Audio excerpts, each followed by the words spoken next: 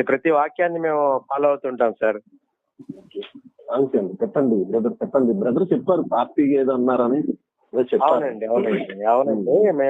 మేము ఇక్కడ యాక్చువల్ గా I want to introduce my self sir. నా గురించి కొంచెం మీకు చెప్తే ఇంకా కూడా మీకు బాగుంటుందని అనిపించి నేను చెప్పదలుచుకున్నాను. I have been working since 15 years in US sir. I established a software company over there. And I serve the needy people over there, sir.